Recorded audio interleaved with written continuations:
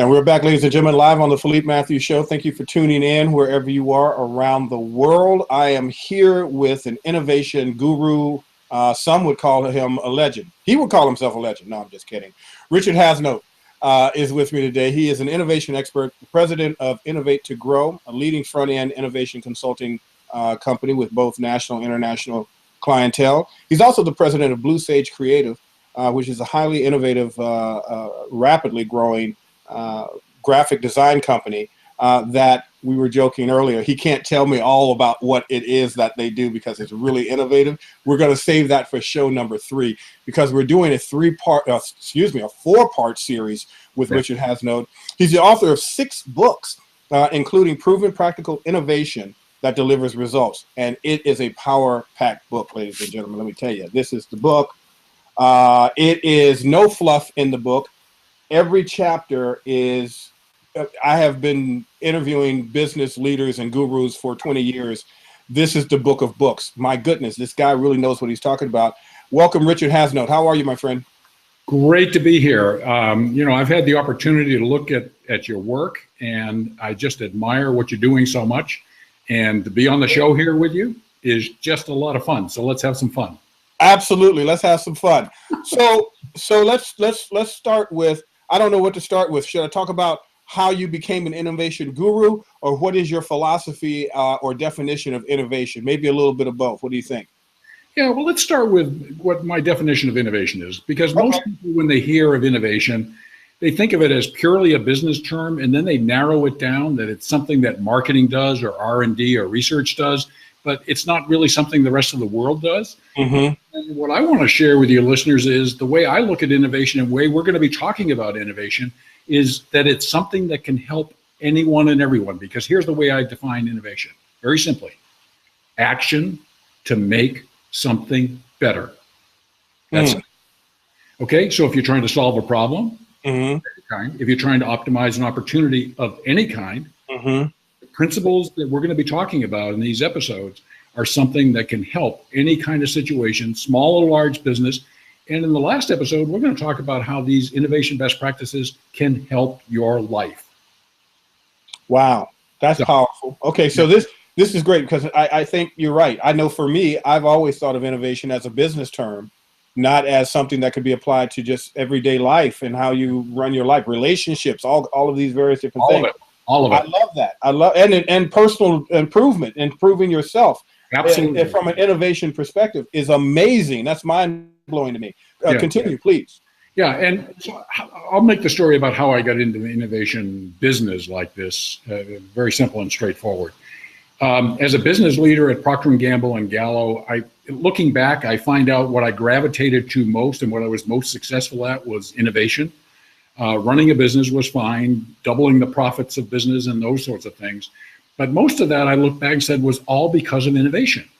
So as I left the corporate world, I started working with a good friend of mine from Procter & Gamble, a guy by the name of Doug Hall. And I really want to give him credit for a lot of this. He started a place in 1986 called Eureka Ranch, and it was so successful in the beginning that it was on 2 2020 episodes, and it's very unusual for a business to do that. I've heard of Eureka Ranch, yes. Yeah, and Doug is a very interesting guy, a pure inventor and engineer, and he really pioneered some of the ways of developing more ideas than brainstorming, how to evaluate ideas that we're talking about here, and I worked very closely with him. But what I'm going to be talking to you about in these episodes is that is a foundation, but then my team of experts at Innovate to Grow Experts has taken that from version 1.0 to version 2.0 that we'll be sharing with your listeners. And it is so much more powerful. In fact, the long-term president of Eureka Ranch left Eureka Ranch, joined Innovate to Grow Experts, and she said to me, because you are doing it right. Wow. Yeah.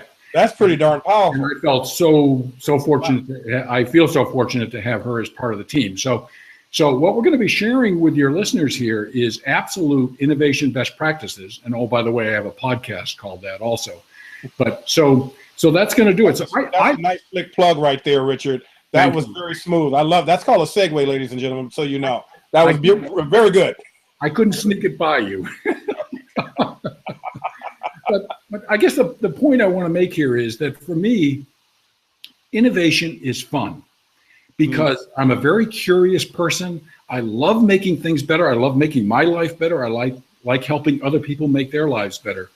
And the stage of what I'm doing right now is, for decades, I've had companies pay 6 to 7 figures for projects, innovation projects with large national and international companies. And at a point in my life, I said, the resources and capabilities that these companies are hiring me and my team for, I really wish I could make this available to everyone at a very affordable thing. So the podcasts are free, the blog is free. I've got a video cast coming next year. It's free. And so what I'm sharing with people is the innovation best practices that definitely are proven and practical for any business and any business need. And for me, it's right up there with rock and roll. And oh, by the way, if you're a country music fan, it's right up there with country music too. That's right. Don't leave the country music folk out as well. All right, Richard. So, and thank you for that, for your story and definition of innovation. Let's get into some nuts and bolts, nitty gritty, what the people are on here for. Now, and it's two things. I'm in love with this book, and I'm in love with your process. It takes a lot to make me think beyond what I normally think. I know it probably doesn't sound right, ladies and gentlemen, but here's the thing. I thought this was a business book. I thought this was a business process. I really did. You think innovation automatically. In the book, Richard talks about how he went and searched for the term innovation on Amazon, and you found it was like 45,000 different books dedicated to the term innovation, which is like, whoa, that's a lot, because the type of innovation that you're doing and talking about in the process, to the lay people, it has never been brought out to us. This is something that has been strictly for the high-end thinkers and the multi-million-dollar, Fortune 5 companies that we buy and consume every day, and there's a reason for that, because they're using these models and processes that you guys have developed. You've been doing for 20 some odd years.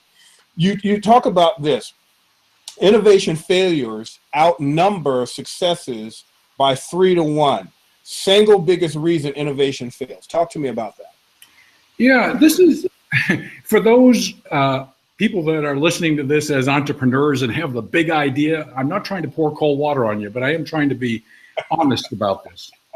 For at least the last 3 decades, every year for the last 3 decades, 75% of all new products and services have failed within 5 years, with most of them failing within the first 18 to 24 months.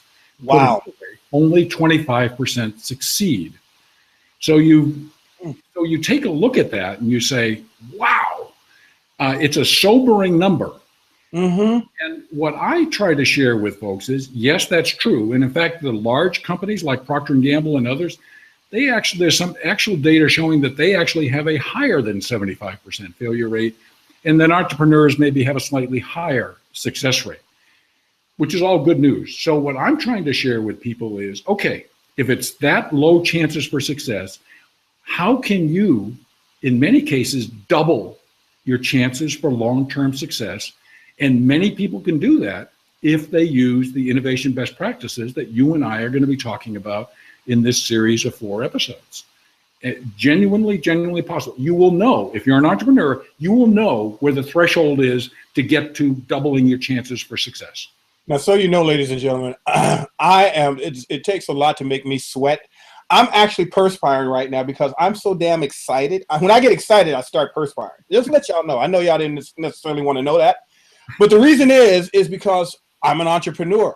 I have a talk show. I've been doing this for many, many years. This applies to me, but it also applies to my life. Now that I understand what this concept of innovation is, I'm looking at it from, this is starting out a new year, but it's also starting out a new life for people and for myself. So I'm excited because this is a 4-part series that I am going to be participating in as you are watching and participating in it in as well.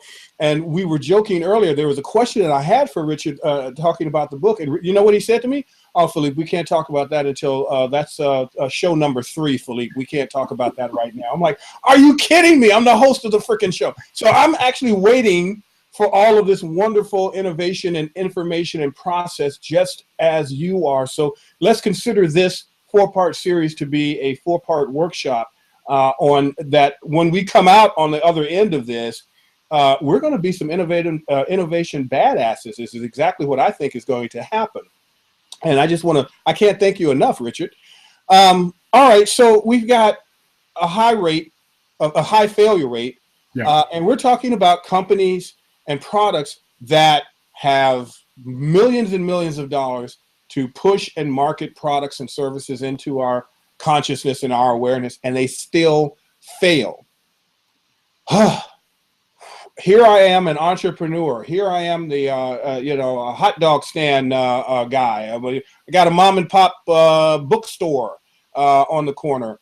How do I leverage myself so that I won't, because I don't have that kind of money. I don't have probably that even kind of that amount of time that it takes to do that level of research. I've noticed you've kind of put the process into a way where people can get it and get involved immediately. You have 5 steps to success. Yeah.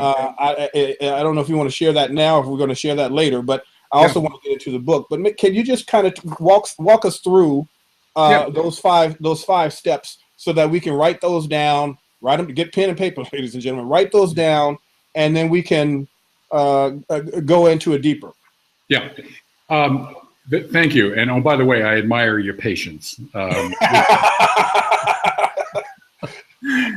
we're off air, I'm going to cuss them out, ladies and gentlemen. Probably use a little harsh language on them. I'm like, how do you know who I am? No, I'm just kidding. I'm just kidding. Okay. But I just thought that was a beautiful piece of that I'm like, yeah, you know what? I'm in school because I really want to learn this stuff. This is great. So thank you for that. Well, let's talk about the 5 steps. All right, 5 steps. If whenever you're trying to innovate something, remember I define innovation as action to make something better. Anytime you want to make something better, you need to have a vision of what success looks like. Okay, I want to make it better. How much better do I want to make it, and how and in what dimensions do I want to make it better? Mm-hmm.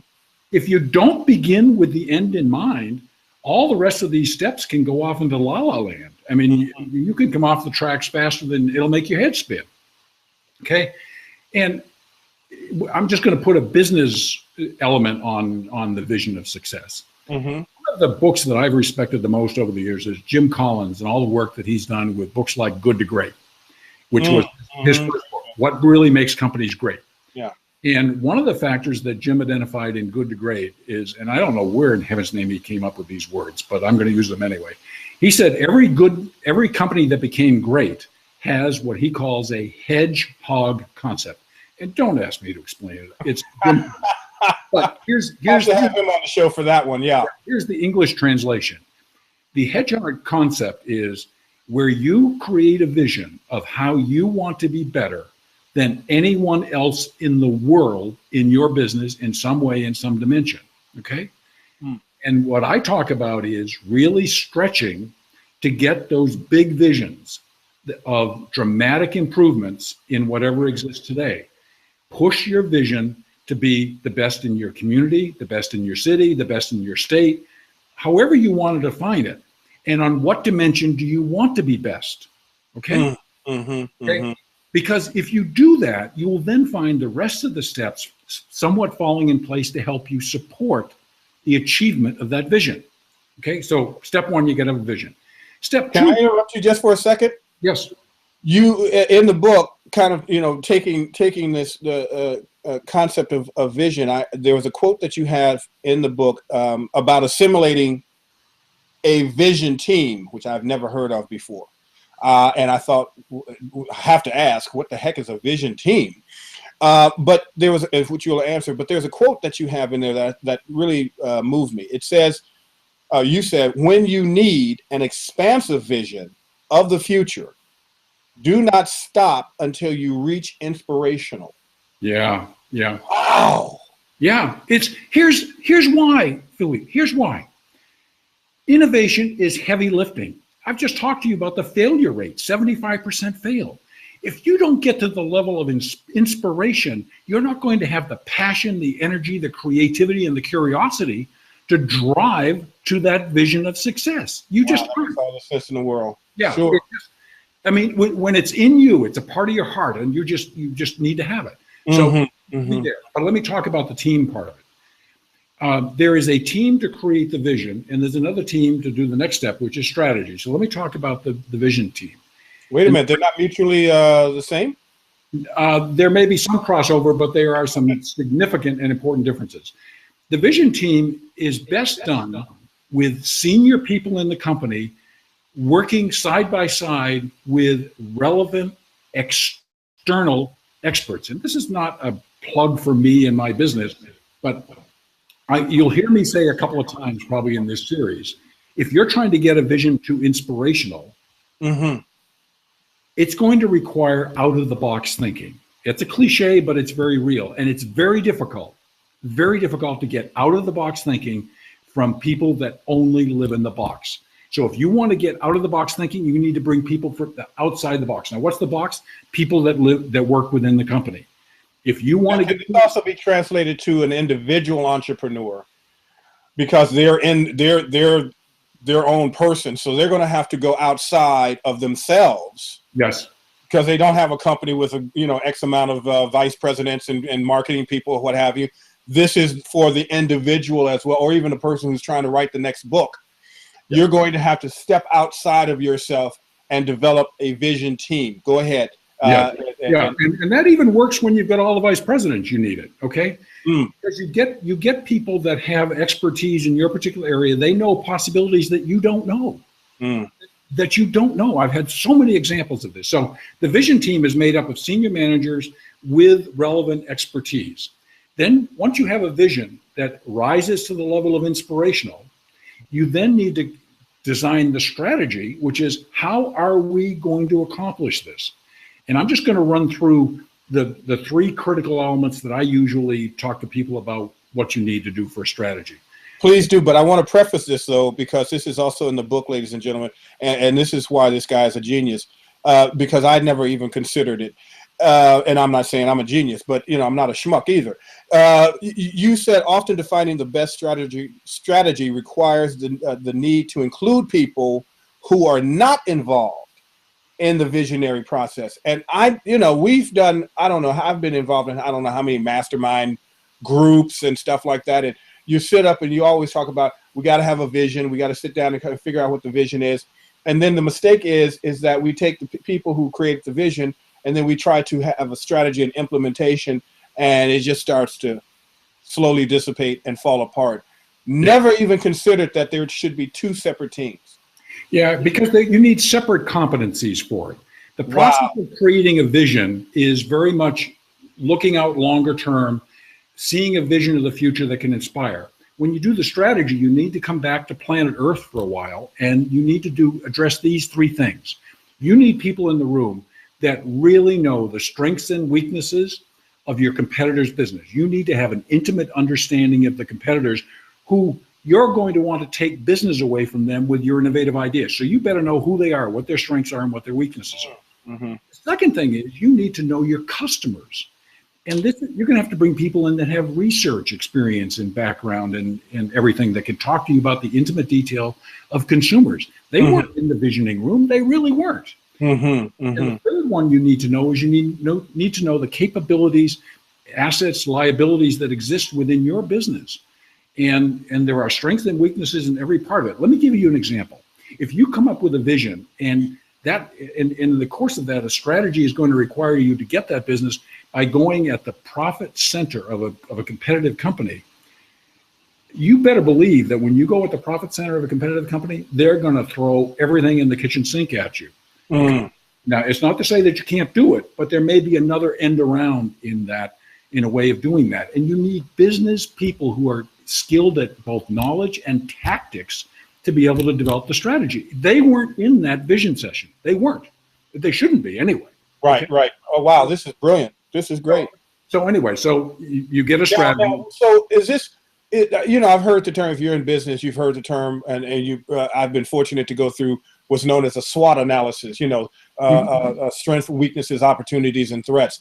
Is what you're talking about a part of that, or it seems to be even more expansive than just that? You're exactly right. It includes that, but it's bigger than that. Okay. Okay. So, and that's a very good way of going at it if you do it right and you have the right resources to do it. Mm-hmm. There is SWOT and there's SWOT. Okay. So vision and strategy is step one. The second thing is, once you've got your vision and strategy, you need to develop some ideas that can start bringing that vision to life. Mm-hmm. You know what? You need a lot of ideas. So in the next episode, we're going to talk about a process that we use called quantum idea generation that produces at least 12 times more ideas than brainstorming. And so in getting ideas, that's step two. And we have a very powerful process that any one of your listeners, after they listen to the next episode, they're going to be able to go out in their big business, their small business, their life, and start utilizing those 4 principles to get 12 times more ideas than brainstorming. So that's and by the way, in the book, you talk, so I have to bring it up a little bit. Yeah. You say that brainstorming is an old technology. I kind of, and I was chuckling when I read it. I'm like, who the hell does this guy think he is? Brainstorming is a verb. It's like, you got to brainstorm, man. And you're saying it's an old technology. I think it's brilliant how you laid it out and why. I don't know if you want to talk about it now. Give us a little. Yeah. Let me. I know you want to go. Save it for the next piece. Yeah. No. Let's go with the flow here. I led one of the best known innovation companies in the world is IDEO out in Palo Alto, California. They are always in the top list of things. And I led a client project where I hired IDEO to help with it. And I went through their creative process. And I found myself in day one in one of their brainstorming sessions. And I went, oh, you got to be kidding me. Up on the wall, it said only one person could talk at a time. So after that session, I went out and I invited the co-founder of IDEO to dinner. And I used those exact words that you just talked about. His name is Tom Kelly. And I said, you are using old technology with brainstorming. I said, the team, because I had talked about this with my IDEO team, the team has offered me the opportunity to demonstrate our process, which is 12 times more ideas than brainstorming. And all you need to do is come to that session for 60 seconds. In the first 60 seconds, you'll know why the process we use can generate 12 times more ideas than brainstorming. Because more than one person is going to be talking. We'll talk about it more the next time. But sure. This is a very powerful process. It was pioneered by Doug Hall at Eureka Ranch. He had 2 Oklahoma State University studies confirmed 12 times. We've taken it up to version 2.0, which we haven't confirmed in university studies, but at least 20 times. So I'm underplaying the power of this. So that's how you generate the ideas. The third step is you take those ideas and you develop them into the strongest possible customer proposition that you can. And next week, we're going to be talking about something called Merwin technology. Don't get too hung up in this technology thing. But it's the essence of how you can know your chances for success today and the elements of your communication with customers that you need to address to double your chances for success. And we'll talk about that. So you optimize the ideas in terms of their persuasiveness in step 3. In step 4, you're taking the most promising ideas and you're actually developing prototypes of them. These can be pictures, they can be looks like prototypes, but not functional prototypes. They can be fully operational prototypes. Why is that important? You want to get customers having it in their hands, touching it, playing with it, giving you feedback. It works, it doesn't work, you need to improve this and all this sort of stuff. And there's rapid learning. You develop new prototypes, you bring it back to them, and you very rapidly get consumer impact. Then you move to a place of getting, in step 4, you get to a step where you actually ask customers to vote on how much they like the idea, especially in comparison to the one you're trying to replace from a competitor. And then you move to the marketplace. So each of these are steps by steps. Here's what's important. At each step of the way, you're pausing to say, do we really have the ideas that have the potential to achieve our vision? If yes, let's continue. If not, let's either put it on pause or scrap it altogether. I can't tell you how many projects I've scrapped altogether You can't get ego invested in this. You need to be real. You're bringing up a really good point, because as all entrepreneurs, especially entrepreneurs, we are so emotional, so passionate, that it's beyond ego. So, to some, it would be absolutely heartbreaking to think that their idea just won't fly. I mean, what I like about this process that you have, but I'm also terrified about it as well, right? Yeah. But what I like about it and terrified about it at the same time is when you gave earlier at the beginning of the show about how most ideas that go to market completely fail. This process really helps minimize, if not completely eradicate, your ability to not succeed. In other words, this is almost a process where failure is not an option if you follow it, to the hilt.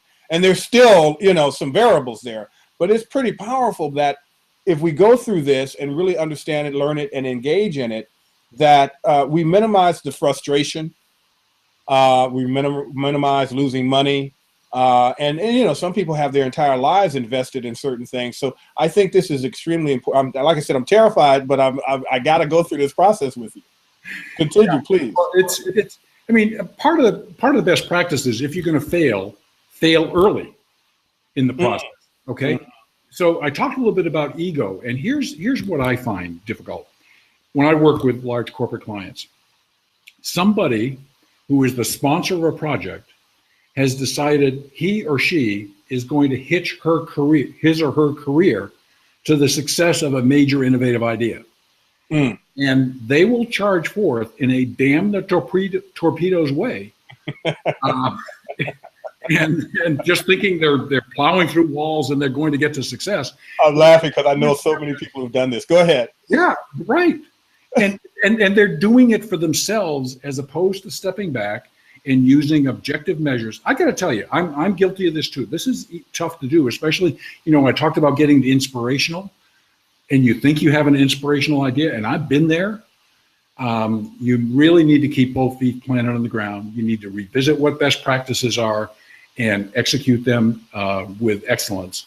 And I'm not going to get out here and say that you reduce your chances for failure, but I'm very comfortable saying to people, you can double your chances for success versus everyone else that's in the innovation field if you follow this process. Wow, that's very powerful. Okay. And there are some people that triple it, but I'm not in the business of tiptoeing into that land. I know what it takes to have 75% chance for success.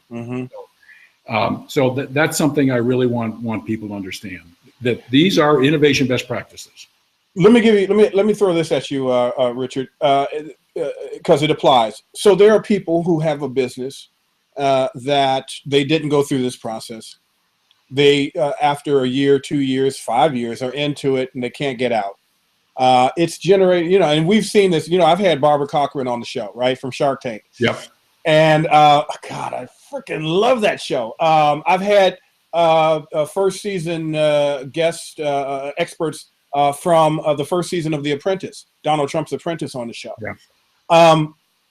And there seems to be, especially like on Shark Tank, there seems to be a plethora of people who have gotten so far, but then something is happening where their business can't go to that next level. And, they haven't gone through an innovation process like you, so we don't know if it's a situation where they never should have started it, or now that they're in it and their families' lives are dependent on it, do we scrap the entire company and idea altogether, or do we start over? What's your theory, process, or information advice on this, though, for people and businesses who are already in business and it's like, yeah, I'm failing like crazy, but I can't give this up, Doc? Yeah. Well, in your example that you've given, they haven't failed yet, which means they still have resources and capabilities to do it. Here's the thought I would share with those folks, and there's an awful lot of situations like you've just described, okay? You need to say, remember my definition earlier, action to make something better? They have a problem. They want to use innovation best practices to make it better, okay? So there's a process that you can go through. You need more than you currently have to stop the struggling that you're having, okay? So first engage. I'm still in business. I've still got resources. I've still got capabilities. I've got a brand name, whatever it is that I've got. I've got a network of suppliers, et cetera, whatever I've got, okay? So I've got assets. So I can use the innovation process to do it.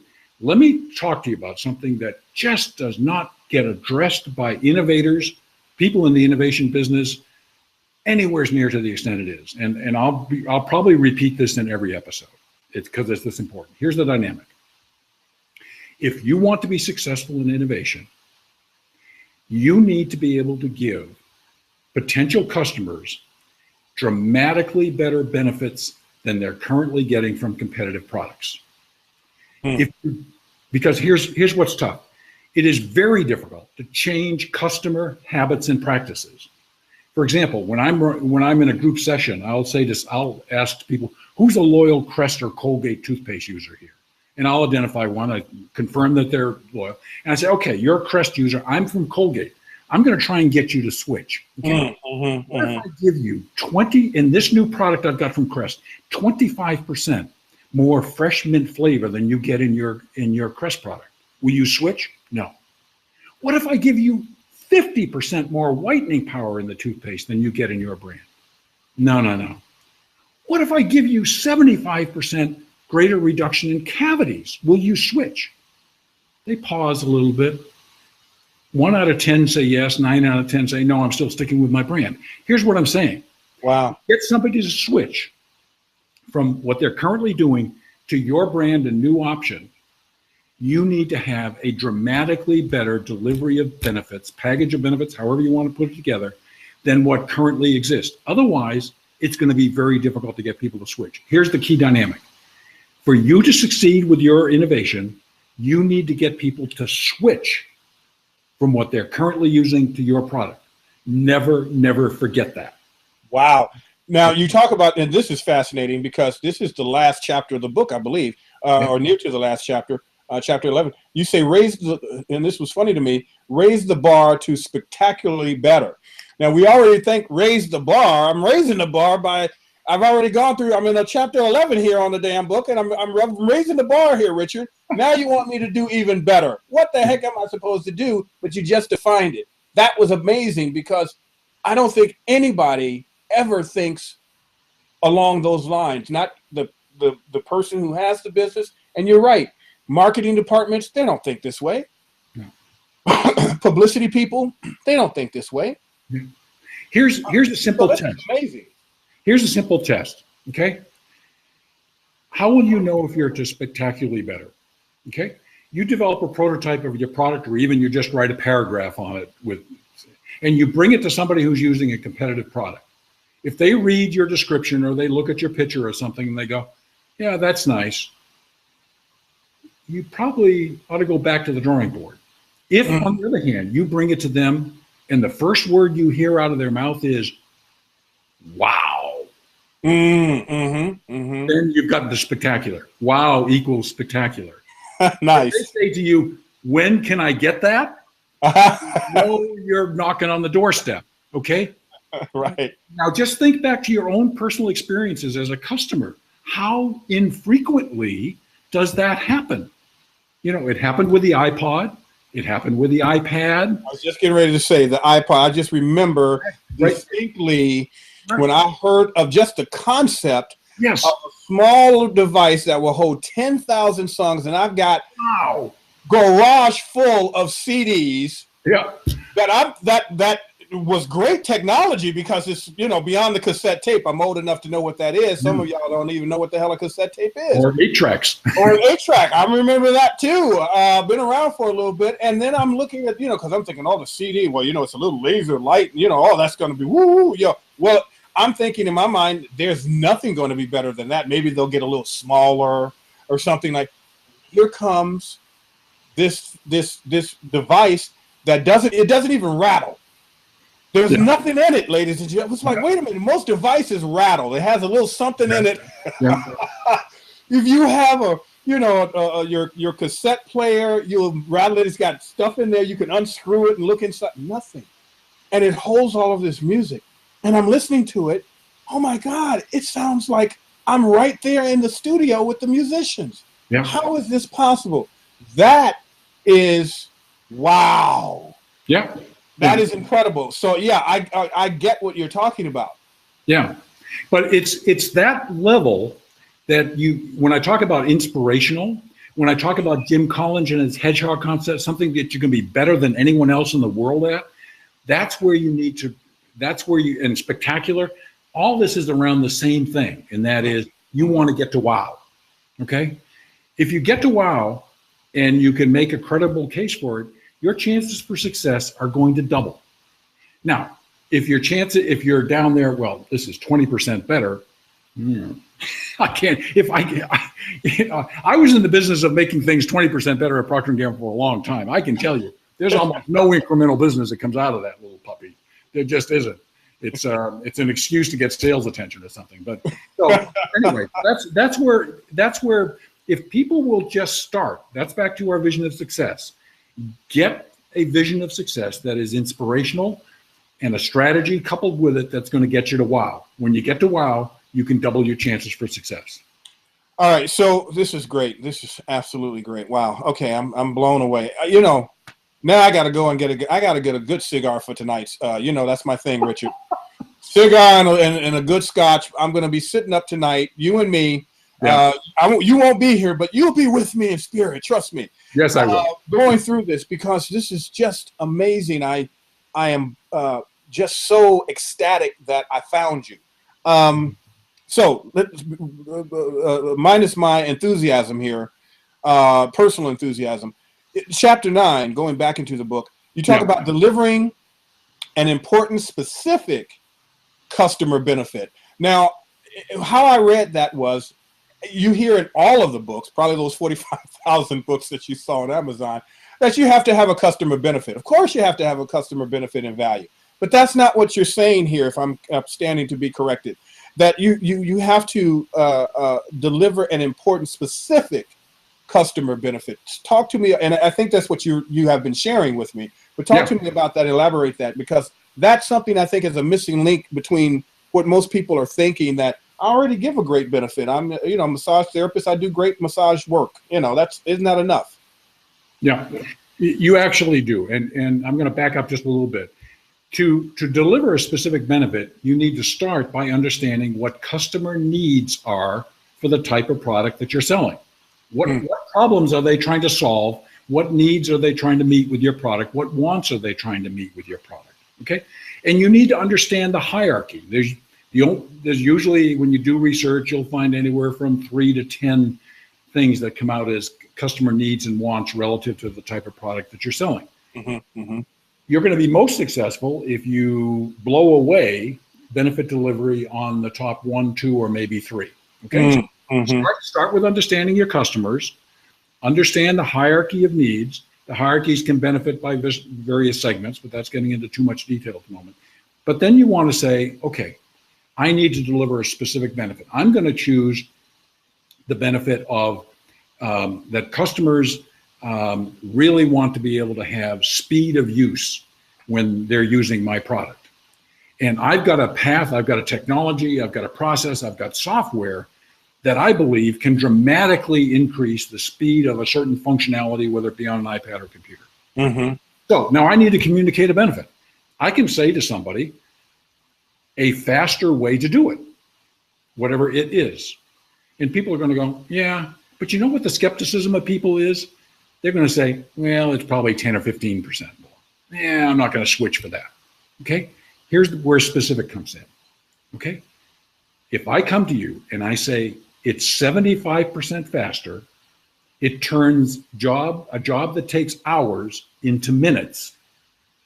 Okay, I've now dimensionalized the benefit, 75% faster than what you're currently doing. It converts hours to do a job into minutes. And all of a sudden I go, whoa, that's better. So being specific, being clear, and relating it to someone's life, broader life, are the ways of communicating a benefit to people. in a way that becomes very meaningful and that they'll sit up and pay attention.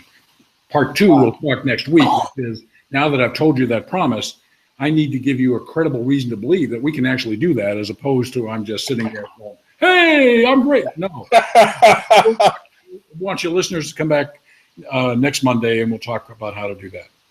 All right, my friend. So here's the rub.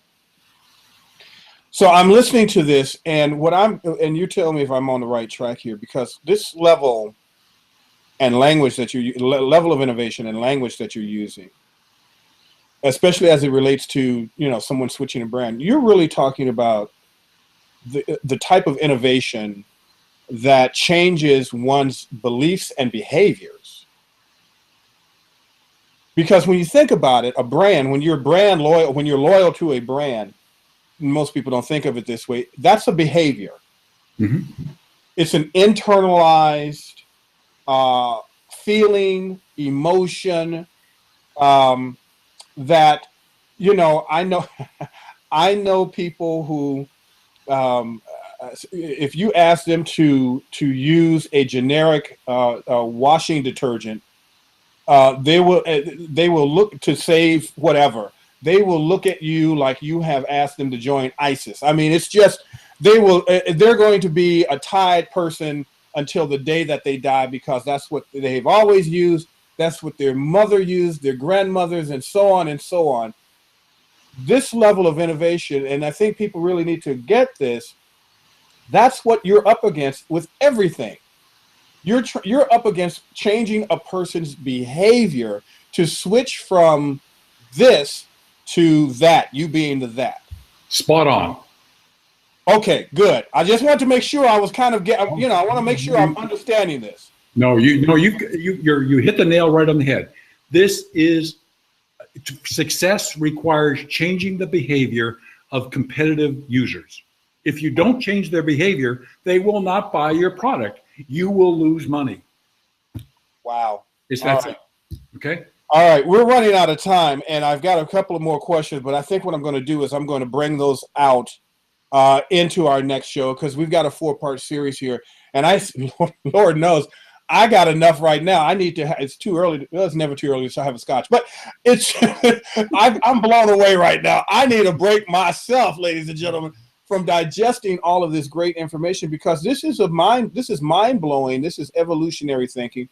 No one really thinks about this innovation in terms of practical everyday life, but also just in small business, the small entrepreneur, the information entrepreneur, which is, the new thing that, since the internet leveled the playing field, if you will. Yeah. Applying these concepts to the smaller business people and to individuals and to their individual lives. And, I'm sure we're going to talk about this later on, but yeah, this applies to relationship, applies to you making yourself a better person. Yep. To be in a relationship. Yes. Or to attract a new one, or to be in the better one you're already in and make it better. Yep. Exactly. Because here's the thing, ladies and gentlemen, action to make something better. Yep. That's what this is, action to make something better. What will make you better as a better person, better in business, a better father, a better parent, a better sibling. All of this applies. All of these principles apply. I've never, ever heard of this business model being applied to everyday life. It's beyond brilliant to me. Now, I can only imagine what's going to happen for 2016 for all of us that are part of this with Richard for the next 4 episodes. And Lord, he lives his life like this every day. I'm going to find out where he lives, and I'll be knocking on his door shortly. You will probably see one of these shows. I'll be in his house. You see his house right there? I'll be right there behind him. Like, okay, Rich, talk to me about this. Anything you want to leave with us, Richard, before we sign off? Some maybe, I don't know if you have top 3 insights or something like that you want to leave behind for people to grasp as they start to understand a greater concept of innovation. Yeah, I'll just hit 3. Understand the importance of wow to change consumer behavior. Okay, Don't lose sight of that. Okay? Don't settle for less than inspirational. Don't settle for less than spectacular if you really want to be successful. Okay? The second thing is, to accomplish that, you need lots of ideas. Ideas are the fuel of innovation. Okay? The more fuel, the more horsepower you're going to have. We'll talk about that more in the next episode. And third, we're going to be talking in the next episode about how you take those ideas and you put them in their absolute most persuasive form that increases your chances of changing that behavior of a competitive user to stop buying the competitive product and buying your product. Okay? Those three things kind of like form the core of the essence of what it takes to be successful in innovation. There's lots of other things. I don't want to minimize them, but if you don't have this, stay home. Wow. Whew. Okay. Okay. All right, Richard. Whew. Jeez.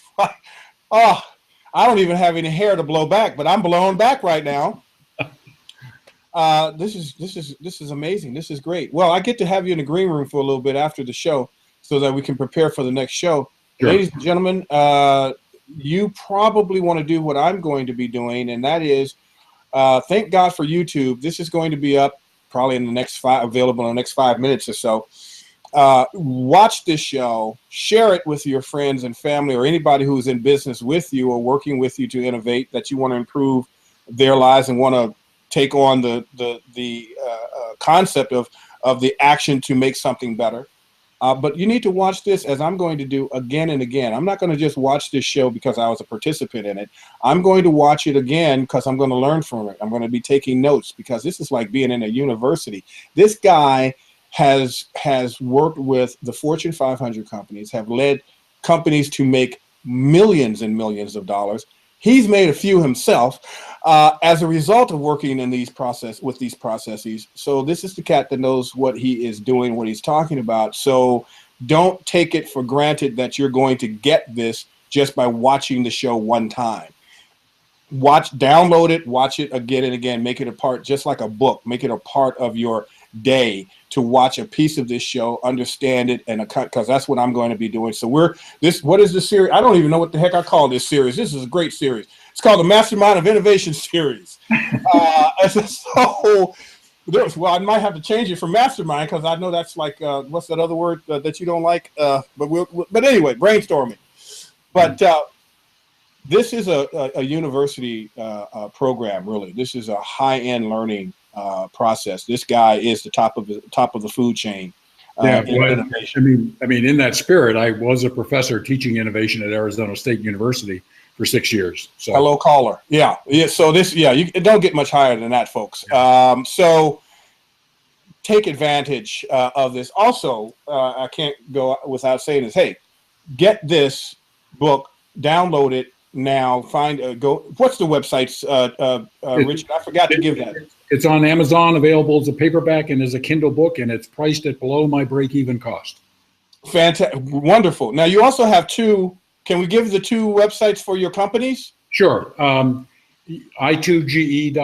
i2ge.com, and you can go to the podcast there, which is the Innovation Best Practices podcast. And in episode 3, we'll be talking about bluesagecreative.com. Fantastic. And may I give the email? Yeah. Oh, yeah. Richard at i2ge.com. I love hearing from people. Excellent. All right, my friends, stick around while we're in the green room as we're signing off. Ladies and gentlemen, this has been a wonderful, amazing episode of the Philippe Mathews Show. I can't wait to see you next time. Take care, everyone, wherever you are around the world. God bless.